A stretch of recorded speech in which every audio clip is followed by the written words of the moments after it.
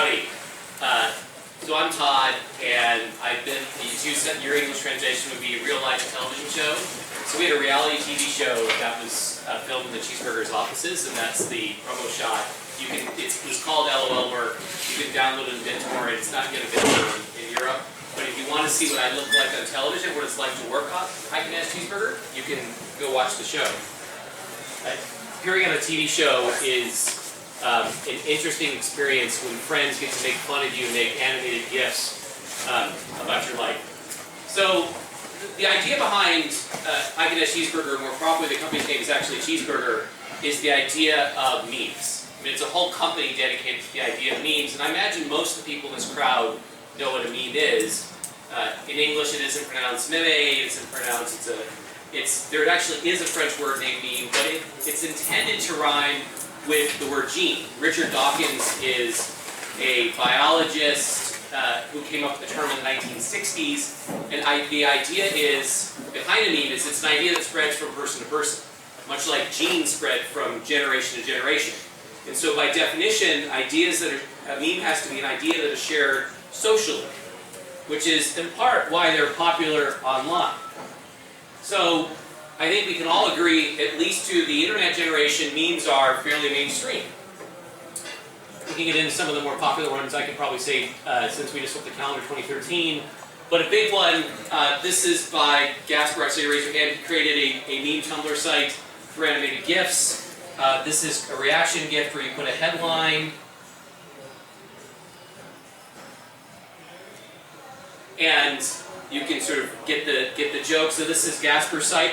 It's doing reasonably well, and it's dedicated to the idea of living in Slovene.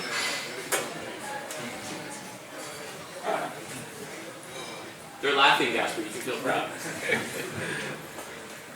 So he's as you can see, 118 tweets for something posted 9 hours ago. So this is doing fairly well. And it's a Tumblr site, which is a platform where you can make your own meme sites as well. But more popular things, and the point about saying memes are mainstream, and why something like Cheeseburger can be a business and make millions of dollars off pictures like this, is because they're funny. So one of the more popular memes is Irmagerd, which in English is actually a reference on the phrase, oh my god, except when you wear braces, you can't say oh my god correctly, so you say Irmagerd. And so basically the idea of memes is, the more popular notion is taking pictures that you recaption. So you would take the same picture, gets recaptioned by thousands of, if not millions of users again and again and again, basically trying to make their own version of the Irmagerd joke, which is what the meme is. This is Mr. Bean. As you might know, he likes to say, you know what I mean, and wink. So these are references, so it's an idea of, this is a very popular one at the moment.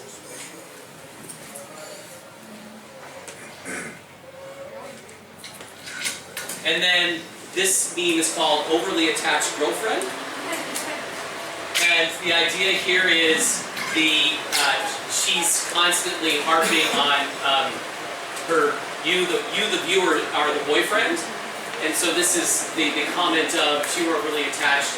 A whole meme on the concept of girls who are checking up on you way more than they should.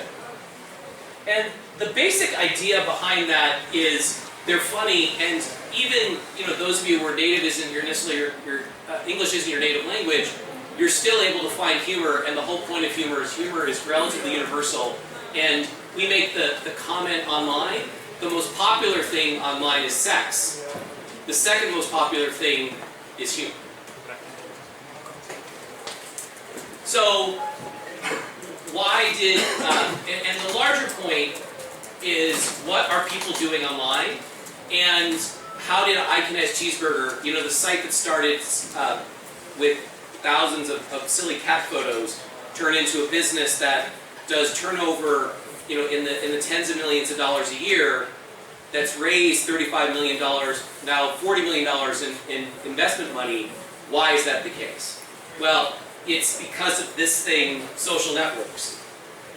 People are now spending, some estimates are 50% of all time spent online is spent on social networking sites. And what's interesting is that what do you do when you go to a social networking site? You share stuff, and the majority of what you share are images.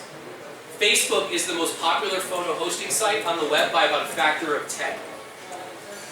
So the reason it bought Instagram is because they were worried about not being the most popular photo site online. Because photos are what you share in social networks. So you can start to see why that was such a strategic, and they would have paid really anything within reason for Instagram. It didn't matter because it was a threat to their point of so forth. And if you do research, outside of personal photos, the most popular types of images shared are memes. So how popular are memes? And there's this larger category that's sort of been developed, this term called internet culture. And memes online are sort of a native form of content to the internet. It didn't exist before the internet. And so there's this larger category now of these internet culture sites, which include things like Cheeseburger and BuzzFeed and Tumblr and others. And the point is, this is US stats, not even global. 201 million users, internet users in the United States, which is something, depending upon the stat, there's somewhere between 250 million, 300 million, double counts mobile users and what have you. So basically, 80% of online users in the United States are going to internet culture sites to view meme and similar sort of native content to the internet. So suddenly you can go, oh, this silly site that shows crazy cat photos isn't such a silly site, and in fact represents the next generation of pop culture. So one of the things that we often got asked is, so it's really popular, and how do you prove that all that stuff is going on Facebook and what have you? At Cheeseburger, we saw from 2011 to 2012, this is daily Facebook shares. Daily pieces of content shared into Facebook. And at Cheeseburger, we went from 10,000 items shared per day, a little like 11,000, over to 40,000 in a year. So 40,000 individual pieces of content are getting shared per day into Facebook. And if you were to look at Tumblr and some of the other stats, that's probably a factor of 5 to 10x that. The most visited site out from Facebook to the outside world is Yahoo. The second most visited site is Tumblr. Cheeseburger is the 6th most visited site, domain, outside of Facebook, from Facebook. One of the interesting things to sort of take away, and what we're getting to is all the things that led to Cheeseburger being an interesting and fascinating business. And we'll get to how we made money, but these are all sort of the facts that laid into it, which is, so memes are mainstream, lots of people visit those sites.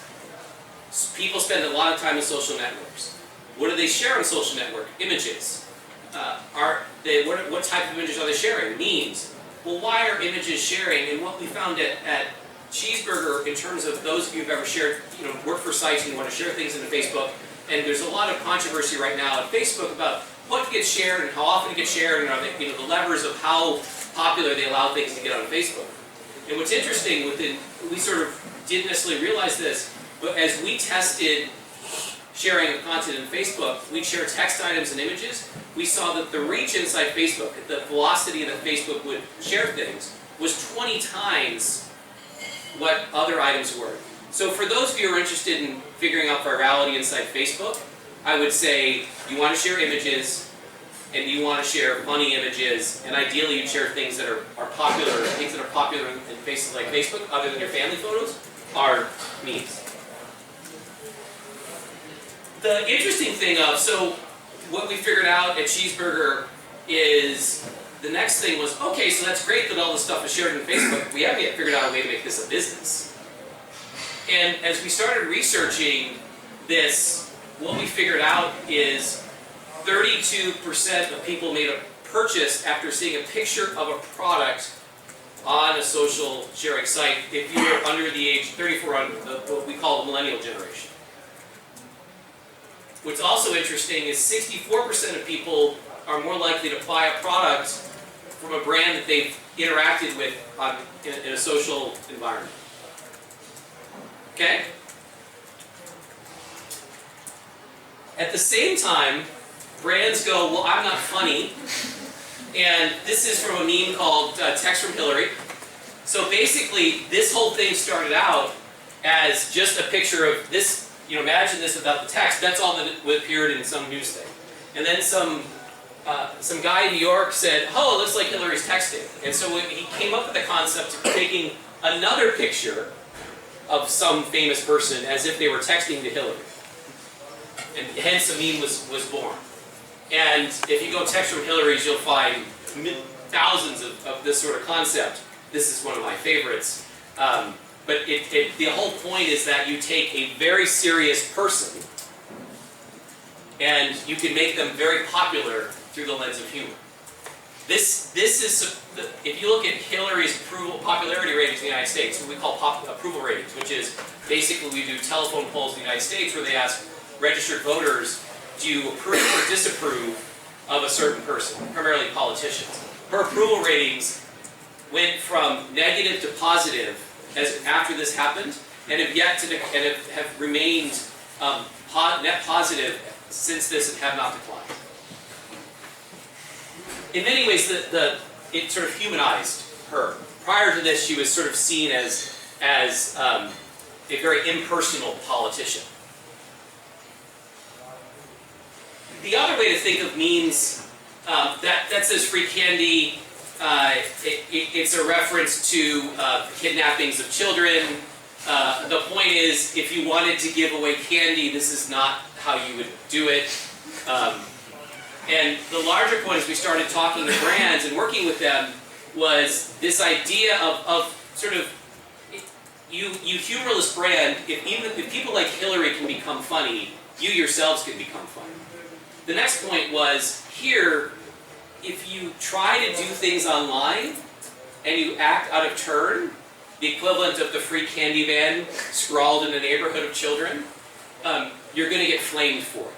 You're going to get in trouble. If that person were to show up, in your neighborhood, they'd likely get arrested.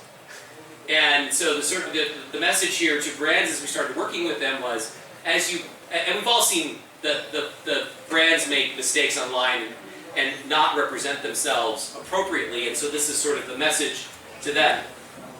And the larger point is that if brands that have personalities and points of view, in this world where suddenly I have to learn how to market and promote myself, not through the lens of ads anymore, but through the lens of content and social media posts and other things, I need to have a point of view, I need to have a personality, and one of the things that if you don't have a personality, if you have a personality, you have a sense of humor, everyone can make a joke. You yourself, humorless brand, have to learn how to tell jokes too. So we sort of came to them and said, look, if you want to develop brand loyalty and market to the millennial generation, the internet generation, netizens for lack of a better term, Poštene just turned 30 on Tuesday, so he still fits within this and is only slightly old. I'm a really old guy at 40. We came to the brand and said, here's what you need to do to be successful online, which is, hey, go create fun content, develop a personality point of view, and that leads to engagement with the customers you want, and you'll sell stuff to people, to the generation of people you can't seem to market to online because they don't look at banner ads anymore, and they don't watch TV anymore. And this is the sort of thing that you do. And so as an example of one, we ended up going to Toyota, and what's happening with Cheeseburger and its whole business model is basically to take traditional ads and brands and turn them into memes. And whether the creation of that meme is necessarily Cheeseburger helping the creative agencies and advertising agencies that create these, and we're getting users in this particular campaign, what we were basically asking to do is we gave them a bunch of pictures and said, hey, go caption this, and Toyota will pick the best one and you'll get a prize. And so this is some of the things that they took. And they basically took basic memes. Unicorns is a popular meme character. It says, Yarsh, unicorn baby, your argument is invalid. That's a popular meme. This is a popular meme of totally looks like, where you take regular people and compare them to celebrities, or objects and compare them to celebrities. And then the last is just a lol car, which is take the idea of lolcats and you use the car as the character and talk about the car in an interesting way. And the point is, I saw him chuckle at some of these. It's a way of humanizing a very impersonal brand. In this particular campaign, we got, on the first day that this was launched, Toyota hoped that over the course of 3 months, 3,000 people would create a meme using Toyota content on the cheeseburger sites. On the first day, we had 3,700 people. And so it was sort of and it grew from there and went on. And the larger point is that by basically giving the tools to a group of people who were naturally used to doing and making content in a way that they natively like to do so, you could get people to basically advertise in a way that they'll respond to. And an interesting comment, and what came out of this is this happened now, gosh, a year and a half ago, and is sort of the inspiration for a larger thing around what BuzzFeed and other companies are doing in terms of what's being called native advertising, which is this whole idea of taking regular ads and reformatting them into the format of the site that you're looking at. Unfortunately, there's a recent controversy of, for those of you probably were, Scientology's in Europe. There's an online publication or magazine in the United States. They have an online version, the Atlantic Monthly, and they're now, what's happening, you go to articles, is that people have the ability to basically write an article and buy the distribution of that article on various news sites. Unfortunately, this news magazine, the Atlantic Monthly, allowed Scientology to buy an article, and they basically wrote kind of a puff piece on how wonderful Scientology was to an audience of people who are probably a bunch of atheists. And it didn't go very well. So you have to be careful. This is the future of advertising, not without its perils. This is just an example of the types of brands who are beginning to work with this, and it's sort of, when we talk about the future of advertising online, this is what people are referring to in terms of native advertising. Again, the idea of I can take a traditional ad campaign, reformat it to the places where it's going to run online, and then suddenly it becomes interesting and meaningful. And for companies like Cheeseburger, this is how they're making money. This is how you make money from silly cat photos, is that you convince brands that they should turn themselves into silly cat photos. So that was how we built the business. And today, this is a company that'll do, as I said, in the tens of millions of dollars of revenue, reaches 25 million people globally. It does about 600 or 700 million page views a month. So that's the future of advertising. Now the other sort of topic that, go ahead. Yes. So the memes are, yes, you can use memes to, if you're like a random starter, are memes an effective way to promote your brand, your company, and what have you? Absolutely. The benefit of memes as a marketing vehicle is that there are probably about 1,000 active popular memes at any one time. But those memes have audiences. People look for that content. And so for you as a brand, as sort of wanting to promote an unknown brand, the idea would be to find a meme that's relevant to your brand and leverage that built-in audience. And if it's funny, the fans of that meme will spread it and share it, and so that's why it's an effective way to do it, is you're basically creating content for a known audience. And fortunately, it's an audience that's looking for people to create new and funny content around that meme every day. So they're waiting for new people, and you just happen to be a brand. I could show examples of people creating content, memes around brands, to the end of time. So it's a well-known thing to do. So yes, you can make memes for even unknown brands. We're trying to teach, and in fact, if you were to look at, there's a lot of startups who are now leveraging memes as a means of differentiating themselves and trying to speak to more native millennial internet users. So the other sort of topic that we wanted to, and I'm going to prove a point tonight, which I generally do, which is, you can do every presentation just using memes. So the other topic, we wanted to talk about was this. So I've been working with Zamanta. They're launching a new native advertising product next week, and I started working with them through one of their board members, who's a friend of mine. And they said, okay, we're going to launch this new ad product, and unfortunately, they're not really advertising guys. It's Andrade writes, semantic algorithms for them.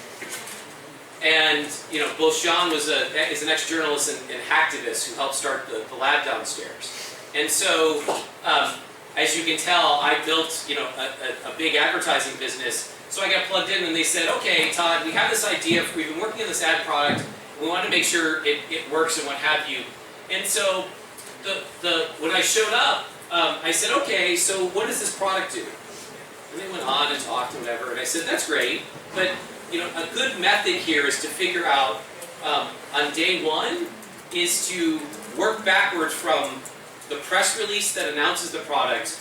Let's work backwards from there and know what we want to build, and then figure out how to build that as a result. And don't just sort of start with an idea, and then on the day you have it done, figure out how I'm going to market and launch this. And so this technique was sort of developed at Amazon.com. So if you're at Amazon.com, you use this process. Hence, this is a meme called from Scumbag Steve, who's a character. It was a guy at a party. He dressed up like a hip hop artist. He wore a hat backwards and went like this, and he looked like a douchebag. And so he became Scumbag Steve, and it's a character basically just what would a douchebag say to comment on things. But his hat has now been taken and converted into its own sort of meme, and you stick this hat on anything. So this is the Scumbag Amazon meme that someone at Amazon built, hence the 25 orders you get free shipping, but nothing's above $25. So that's the example of how to use memes for writing almost anything.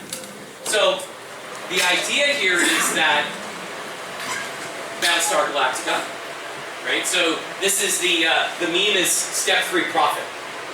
It's a reference to South Park and the underwear gnomes. Steal underwear, I don't know, profit is the meme. And so here, the basic idea here is you have the idea, you start with the press release, the first thing you do is write that, not a product plan, not demos, not prototypes. If you want to pitch an idea to Jeff Bezos to get funded at Amazon, literally the first thing you have to do is write the press release. Or what you think the press release would be if you sort of what your idea is. The next step is you then go backwards and say, okay, they have a very customer-driven development process of, those of you who are familiar with lean product development, the whole idea between lean startups. I assume the raise of hands of people understand what lean product development is. Okay, good representative. And then after that, launch. So step 1 is, and the idea here is, step 3 after launch is profit. So the first step is, this is the breaking news meme. You basically take a picture and this says breaking news and you put the news headline on the bottom. Making fun of Justin Bieber is a very popular pastime in the world of memes. So the idea here is we're going to write the press release. And literally you want to write the press release as if you're sending it out to the press. I'm not kidding, which is, the about section at the end, the headline, double spacing. Like that's the exercise you want to do. And it's a mantra for this product. The product team and I literally wrote our own versions of the press release for this product that's going to be released next week, and as sort of one of the first steps that we did to this effort. And the reason why is it seems somewhat arbitrary, but writing a business plan is arbitrary, putting a PowerPoint together is arbitrary, and so the larger point in a press release, you're basically trying to identify your key selling points and key product benefits. Because in effect, you're saying, how am I going to sell this thing, this brand, this product, this so forth? And so it's an effective way of helping you figure out what you're going to build up front. Have discussions, because also what it does is, if the members of your team each have to do this, you start realizing the differences in opinion you have, and it begins that whole product discovery process. Aha! These are the things that I have to experiment with and improve. And so from a lean startup perspective, think of everything you're doing as ultimately an experiment. You have no idea is invalid. Take the idea, turn it into an experiment, which means put it in front of customers, and then have them verify your assumptions, your hypotheses, and then at the end of that process, you have a product that you can ultimately launch. What we're trying to avoid, of course, with customer-driven product development is I do not want. Do not want is a popular meme, and it often involves animals dressed up in strange and odd clothing. There are a lot of strange people in the world, I think is the conclusion. But sort of here, I mean, I've certainly launched products that I've had product failures, and I imagine if I ask for the raising hands, I'm not going to make anyone admit that you're a failure. We all have had those things. And so the point of product failures, and the guy behind, you know, for those of you who aren't aware, the guy behind the whole lean startup philosophy, a guy named Eric Ries, is he basically sucked at startups. Right? When he had a failure and a failure and a failure, and his then startup, IMVU, it was very much on the path to failure. And so he said, crap. And what he would do, and by the way, if you talk to the Zamanta guys, the early part of their history is the same thing, is they go into a room with a bunch of developers, and 6 months later, and 300 pizza boxes, and probably, you know, a 55-gallon barrel of Mountain Dew Cola, would emerge 6 months later with a finished piece of software. And then they'd go to customers and say, go buy this. And unfortunately, customers generally go, well, that's not what I wanted. Why didn't you ask me? And then in fact, that's what lean product development is figure out the lowest cost and quickest version of an idea and putting it in front of potential customers to ask what they want. Now, the reason you want to take an actual product or prototype, those of you, I don't know if it got over here to Europe, but probably one of the biggest debacles of product development of all time is the concept of New Coke. How many of you are familiar with that story? Okay, not many. So in 1983 or 84, Coca-Cola actually developed a whole new version of it. Reformulated their syrup for the Coke. And they showed up one day and announced it to the world and said, we're changing Coke, we're calling it New Coke. And we're going to retire the traditional Coke. And their customers in the world went ballistic saying, well, we don't want New Coke, we want old Coke. And Coca-Cola ultimately in 6 months went from saying in 30 days we're getting rid of the old Coke to developing Coke. That's why Coca-Cola, it's called Coca-Cola Classic, is it dates back to that time frame. And they eliminated the classic part a few years ago, but it was called because they knew Coke. Then they were going to retire old Coke. Then users, all the customers said, no, we don't like New Coke, we like the old Coke. They kept, well, crap, now we're not going to retire it. We need a new name because we have New Coke. So Coca-Cola Classic was born, and within a year, New Coke was finished. But Coca-Cola, it spent hundreds of millions of dollars developing New Coke and getting ready to launch and so forth.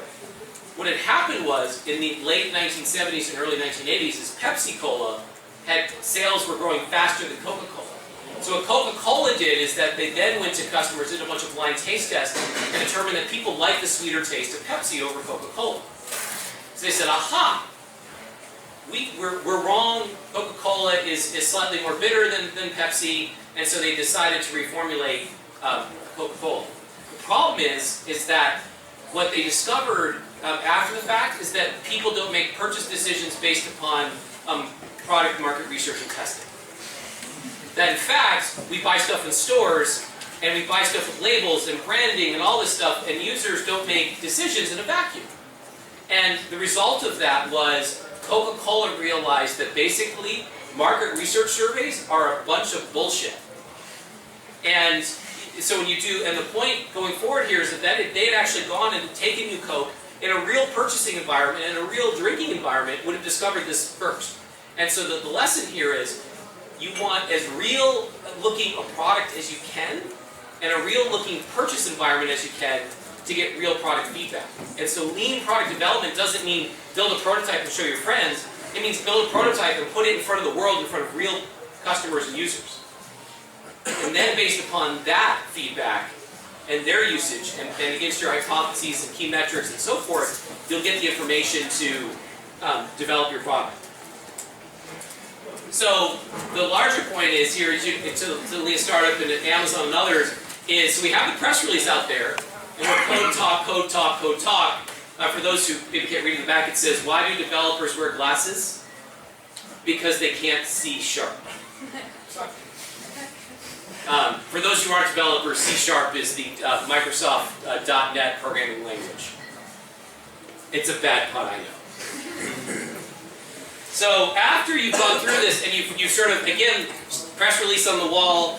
Press release is basically identifying the product features and key benefits that you want to test.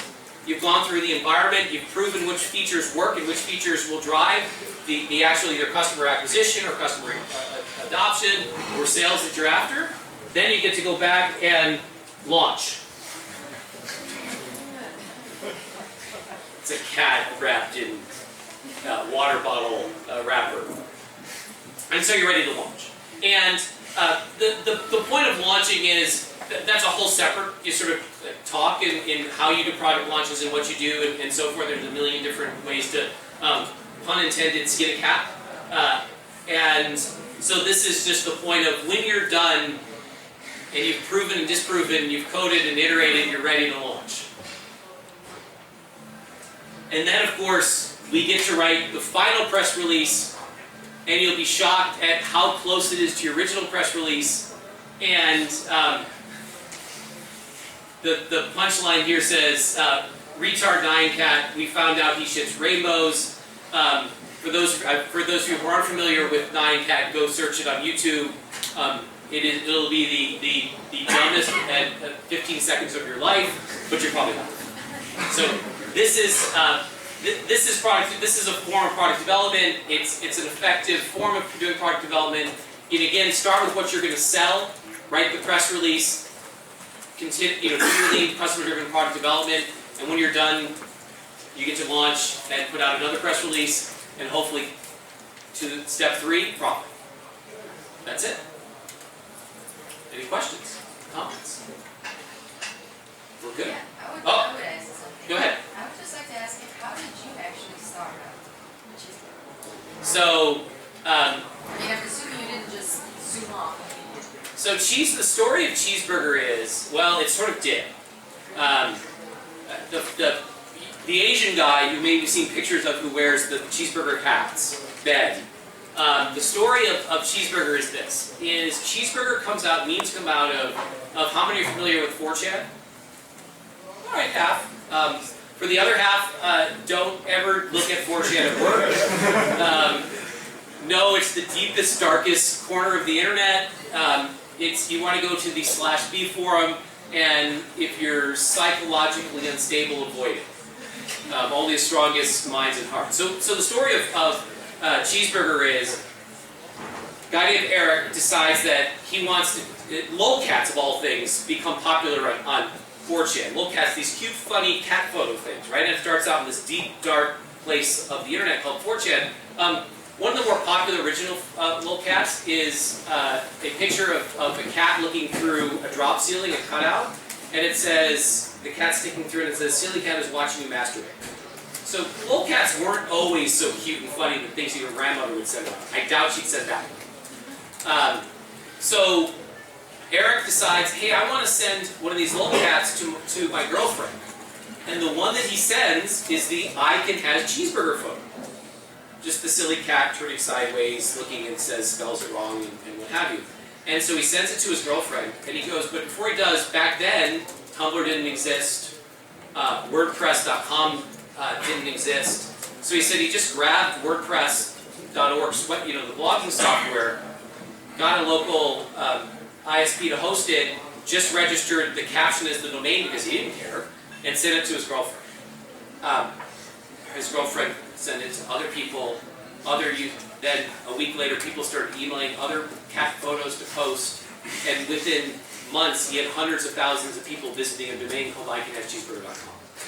That's it, honestly, that's it. Now, cheeseburger sort of continued along. A guy named Ben is not Eric, so Ben does not start icanhavecheeseburger.com. Ben eventually shows up because Ben's running a pet blog in Seattle, Eric's in Hawaii. Ben, there was the tainted pet food controversy. China was poisoning pet food. This is now 6 years ago. And Ben is blogging about it. And so he's running a normal pet news blog, and his site gets like overrun with traffic. And he's convinced it's a DDoS attack out of China. And he's like, those bastards. Ben's a Korean national, so there might be a little bit of Chinese-Korea thing going on at the same time. So he tracks down the source of it and he realizes what has happened is a user has taken a picture off his site and hot linked it from Mike and His Cheeseburger, and there was so much traffic in Mike and His Cheeseburger it killed Ben's blog. So Ben calls Eric and gets him to not, like, apologize, whatever, becomes friend with Eric. Then, over the summer, Ben decides to help out Eric, and he starts helping him code the site, and the site's getting more and more popular. They decide to launch a dog version. It has a hot dog. Then they launch a celebrity version, which is called Roflrazzi, R-O-F-L-R-A-Z-Z-I, a LOL celeb site. This is now the summer, and when it's sort of, at this time, if you wanted to make a lolcat picture, you had to go to Photoshop and create it and what have you. And of course, most people didn't necessarily want to do that. And so Ben wrote up basically the Reese's peanut butter, chocolate and peanut butter go well together. The peanut butter to the chocolate of Mike and His Cheeseburger was creating a little simple web app that allowed you to caption photos online. And so Cheeseburger Growth was doing this, and then that showed up, the caption utility, and it started going like this. So now where the company is probably in the about 1 million monthly users. The next thing that ultimately made the company take off, and it's actually the root of all memes now, is the idea of someone posting a photo, and then basically what happened is the user asked, hey, can I caption this other photo? I don't really have, I know a funny quote for this photo, not for my own. And so Ben and Eric went, that's an interesting idea. And then they enabled the feature that allowed users to caption other people's photos. And then Cheeseburger did this. They went from 1 million to 6 million DAU in 3 months. Or MAU. MAU is monthly active users, DAU is daily active users. If you run any internet consumer business, DAU is your ultimate metric. And so that's the sort of, and now the idea of memes, where you take any photo here and add your own caption, dates back to that little web app. And that's sort of the beginning of history, and it's just an accidental look that we have. After that took off, and Ben and Eric, so at that time, the ISP they were on, which was one of these $10 a month ISP, calls them and says, we're going to fire, the customer, we're firing you, you're doing too much traffic. So then Ben and Eric looked around and said, I guess we have to maybe turn this into a business. Yeah, I was just about to ask, when did you monetize it? So the company doesn't start monetizing until fall of 2007, when Ben ends up hosting his site on WordPress. Eric doesn't believe there's a business, asks Ben to buy him out. Ben raises some money to buy him out, and Eric sort of took like a $10,000 check of now a business that's valued north of $40 million. This isn't as bad as the guy who took $800 to get his 1/3 share of Apple, right? It's not that bad, but that's a worse story. For those who aren't aware, there were 3 Apple founders. The third guy took a buyout from Steve and Woz after about a year in, because he didn't believe in the business. And of course, a third of Apple today would be worth, $110 billion. So, whoops. The history. So anyway, Eric took a $10,000 buyout from Ben, and the rest is sort of history. And so we started monetizing with ads. The problem is, what really happened over time is that selling ads against silly cat photos, advertisers want to market against either really well-known, highly professionally developed content sites, until we went through this path of basically saying, hey, you want to be on social networks, you can't get anyone to share your content. We know what's shared and our stuff's popular, so what you want to do is start doing stuff in the way that our fans and our users use, and that's how we turned it into a business.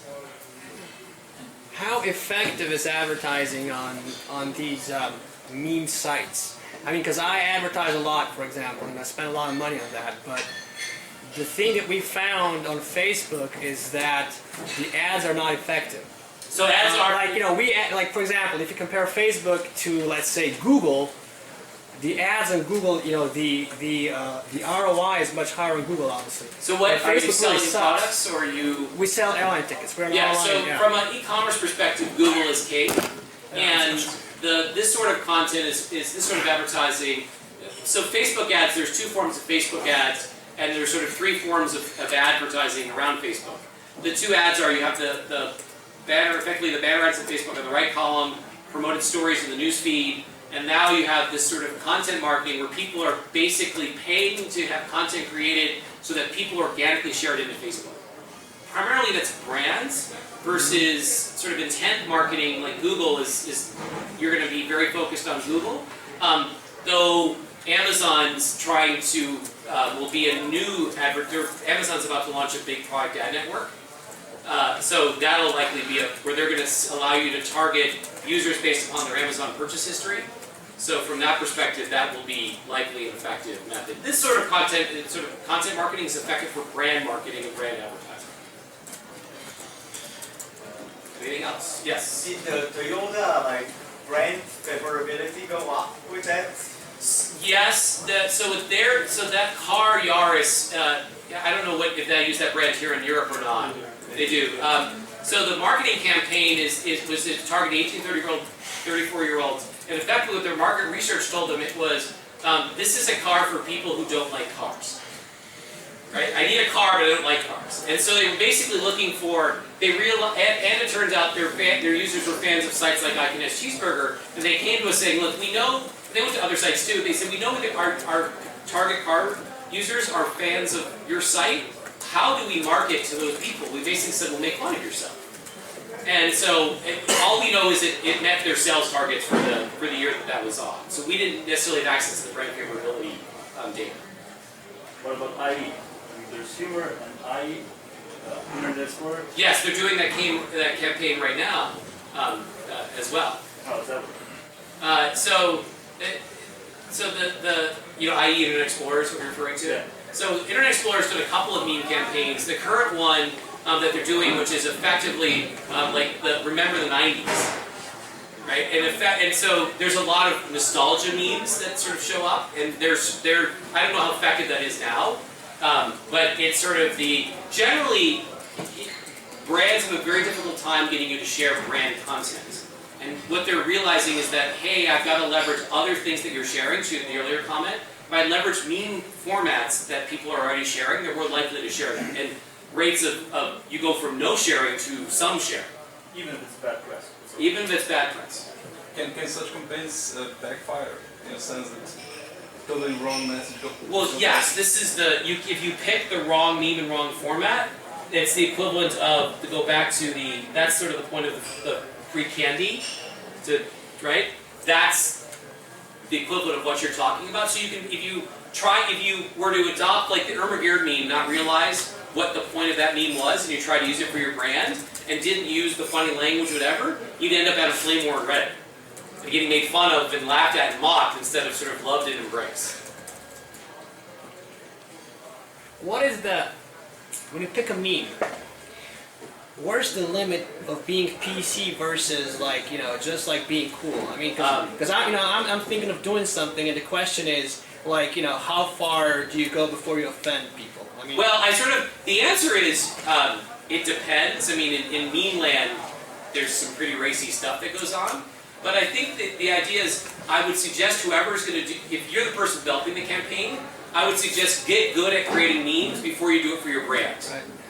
And there's lots of ways. So go to the meme sites. There's Cheeseburger, Quick Meme, 9gag, and Reddit, and others. Start creating memes in a meme you want to use, and see how you do. Try the joke anonymously first. If you are true to, if you want to understand about a meme, there's a site that Cheeseburger actually owns called Know Your Meme, which is the Wikipedia for memes, and explains what a meme is, and basically all the rules for and the mores around it.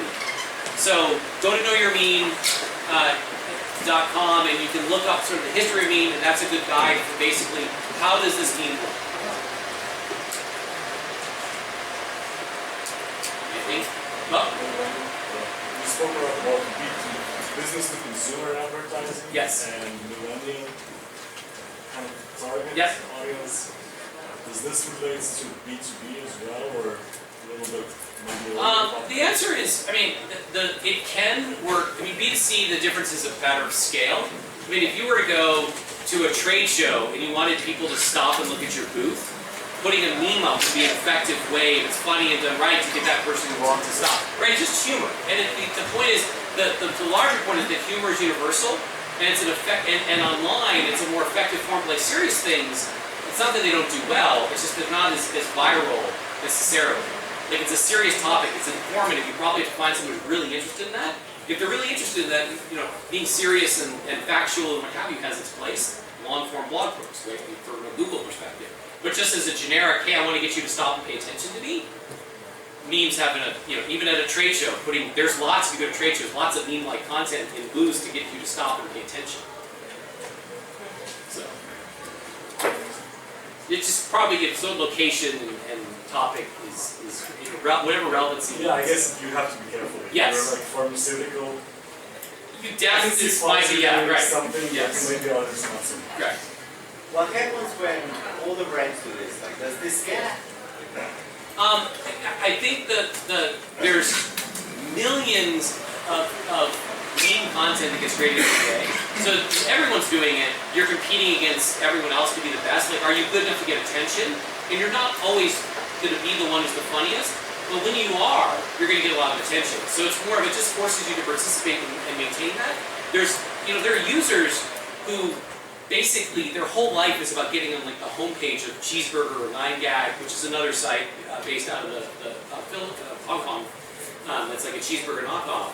And so users compete with each other, like power users, to end up getting featured on the homepages of these sites and these communities. And so if you're a brand, you're already competing against them. So just because there's more brands, so be it. Just be funny and better. I've seen there are a lot of new sites like all about like 9gag. There are force sharing user content on Facebook, and they are really getting the traction because they force the users to share. Is this a good idea to build a site like this? To build a site leveraging Facebook and being aggressive about it, the answer is maybe. Like brands, you probably risk backlash against that. You probably have to be a little more sensitive about that. There's already a lot of commercialization around Facebook. If you're just a generic sort of B2C site, Facebook, and sharing in Facebook's an effective way to get virality. But there's a fine line because if you force it too much, then users feel burned out. They might share once, but they're not going to do it again. So it's sort of, you have to experiment to see how far you can push that. So go ahead. Okay, ask what we just next. Do you have any idea or, what do you expect, how long this is still going to work until something new happens? Well, there's popular new memes emerge all the time. And so the basic construct of taking a photo and captioning, or taking an animated GIF and writing a headline around it, that sort of, as long as you are aware of how tastes change, like comic books, what's popular today will be different than tomorrow, but comic books are still popular. And so think of memes as more of a larger construct of the thing that's popular today might not be popular tomorrow, though the sort of the cultural movement is probably here for a long time. Yeah, that's what I was thinking about, because usually in a couple of years the market gets saturated with this stuff. So do you think it's still going to be interesting? Or I think this is the comic book of the 1834 generation. I mean, lolcats are still popular, and they, go back to 2006. Fails, in terms of the fail stamp on photos, date back to 2007. Animated GIFs actually date back even more. Animated GIFs go back 20 years and are sort of resurfaced as being popular. So, Fail movies are kind of extinct. I don't see them so much. there are other memes that sort of think of a meme in many ways as a band. Some bands, are popular, are one-hit wonders and are popular for a month. Other bands are popular for years, and even old bands can re-emerge at any time. So failed memes are still popular just from a cheeseburger traffic perspective because it owns failed blogs. But it doesn't mean that as it declines a little bit over time, that it's not unpopular. In part, the market's gotten so much bigger than what it was 5 or 8 years ago. So. I was just wondering how does this pop culture of memes adoption in a specific region influences the successfulness of this advertising campaign. For instance, I'd imagine that memes are not as popular in Slovenia as in States. Does it make sense for, advertisers in Slovenia to start? I'll push Gasper's thing again. Thank you. He's very proud, and rightfully so, proud of it. So you have the same cultural challenges of anything, right? In terms of your base Slovene language market is 2 million people.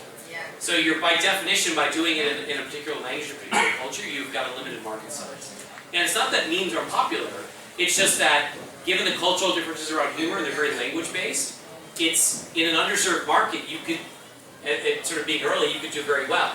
The problem, the challenge you have versus if you've done this in English, is the number of English speakers in the world is, you know, billion, couple billion plus, versus 2 million Slovenes. So I think that's the challenge of just, it's a target market, and just deciding that just like for content, whether it's movies or music, it's the exact same challenge. Doesn't, memes will just like certain music types, eventually end up everywhere if they're really popular and good.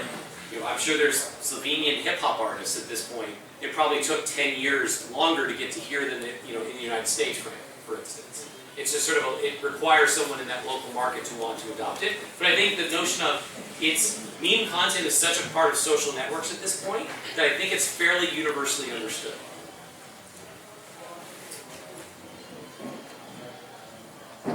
I have one question. Yes? You say that the pictures must be humor. What about compassion? What if your brand is connected with some big social issue, to support some issue?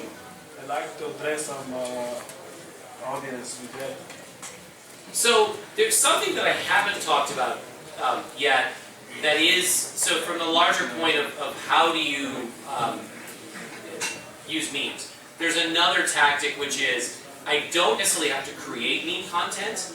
Like here, you know, Gasper is not creating these GIFs. These GIFs exist. They're generic. And what he's doing is he is writing the headlines. But what he could just as easily be doing is curating, which is finding this content elsewhere and just aggregating it. So I could be taking a meme, and so if you're interested in a cause, you can aggregate content, whether it's serious or not serious, and that could be another approach, which is find things related to a particular topic, and that is another very effective approach. And you know, Cheeseburger, we didn't actually make the content. Our users did. Our job was to look at their pool of submissions every day and find the best 1% to post and feature on our homepage. And so, if you're a brand, you can be doing the same thing on your blog or on your Facebook page, and effectively use that as to say, hey, I care about a topic. I'm going to curate content around that topic. And now it just so happens that if you curate meme content, you might, hey, occasionally I'm going to put a funny meme on because I know it's going to be popular, viral, get lots of shares. But the rest of my content might be serious, and then use that meme content to get people to come to my page and look at the larger topic that I'm trying to adopt or promote. So curation is a very effective try. You don't have to ever create a piece of content. Aggregating content on the topic is a legitimate approach to content marketing and meme marketing, whatever you want to call it. Meme marketing is a subset of content marketing. So just as a larger category, curation is a perfectly accepted method. Yes? How do you handle the copyright issues with pictures? Well, there's two approaches. If you're a brand, you cannot care. And the other hand, if you're using it in an ad format, you likely have to get copyright permission to use that. And so the loophole is that Toyota, for instance, gave us those car pictures. So it was easy to say, oh, that's their asset, users can use it. The other thing is that what they'll often do is they'll say, great, Cheeseburger, we'll let to point of curation, we'll pay for you to curate something, and we'll sort of say, hey, brought to you by X at the top of the page, and then none of that content is owned by that brand or technically used by that brand. And so that's sort of how you can get around copyright issues. Because curation is something where you aren't necessarily, as long as you're not reformatting and touching the image, you're just using something that's already online. Now, if someone sends you something that says take it down, the standard practice is to take it down. But if you format it and touch it, you have to get copyright permission. So stock photography is sort of a way around that. So you look for memes that allow you to use any photo, and then you just license them from Getty Images or Corvus or others, and then you have rights to use it for your campaigns. So actually putting text or captions on it is not considered as modifying? Well, it's for non-commercial use in the United States you can do that. European laws are a little different. It's similar, but if you're a commercial brand, you have to get, even just adding captions to another image, you have to get permission to use that. What about use the site and post something? Well, again, users are different in terms of you're non-commercial. That's the big difference here. You're a brand, you're clearly commercial. And so if you use something without permission, you're going to get sued. If you're a random user, no issue. They'll just, if they don't like what you do, they'll ask you to take it down. There's no point in suing. There's no value to it. It's not like there's any. You as a site, you're not exposed. Depending upon it's sort of different countries, EU, non-EU, US, non-US. In the US, you wouldn't necessarily be exposed if you're a hosting site and you're willing to take it down. You wouldn't have a problem. Do you have any problems with animated GIFs from movies? You potentially, most of the studios are letting it go under the notion of fair use. There's a notion of fair use in U.S. law and in English law. Fair use in Europe isn't a well-defined concept. Basically, fair use in the United States says if you can it's within your rights as an artist to parody or satire something else, as long as you're not using the whole form of it. So sort of snippets work. And U.S. law has sort of said that snippets aren't the whole content. They're sort of, and you're getting commercial benefit because someone's promoting your thing, and you have some rights around that. Most studios have come to realize that this is likely a net promotion, and so they've sort of taken it, short snippets are okay. They still can say take it down. If they say take it down, you can take it down. Fair use, there's some fair use arguments here. You can decide to go to court and do this in the States. Europe does not have the concept of fair use. It's a purely US concept. Asia, I mean, But it does different countries, but Slovenia, for example, has a concept of parody and using a copyrighted word for parody, as long as it's not commercialized.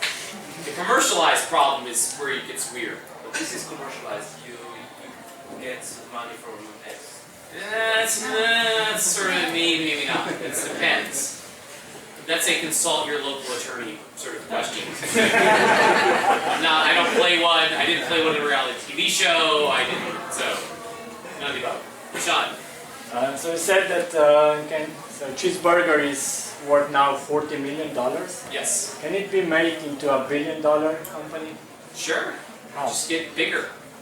Okay, but with the same model, just scaling it. In effect, what Cheeseburger is turning into, and lots of internet publishers, the concept and nature of advertising is that an advertiser comes to you and says, "Oh, you're a news site. I'll write a news article for you, and I want you to distribute it."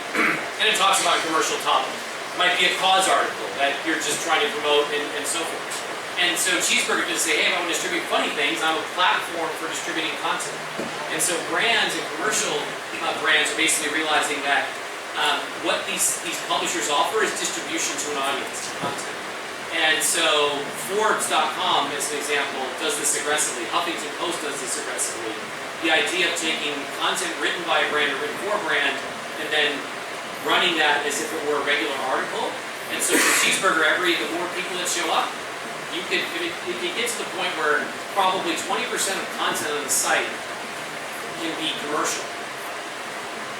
So at that scale, if Cheeseburger can achieve the popularity of, let's say, ESPN for sports, you're $1 billion company.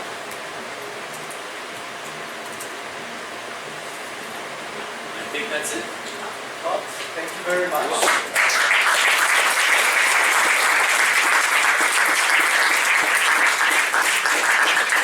Hope to see you back in Ljubljana sometimes. And for everybody else, don't go home. Network not going to be around for some more time, so if you have more questions, just pull him aside. And hopefully we'll have some more speakers next time. If anybody else brings, or company brings any interesting speakers, do let us know and we'll organize something like this next week, next month, or next time. Thank you.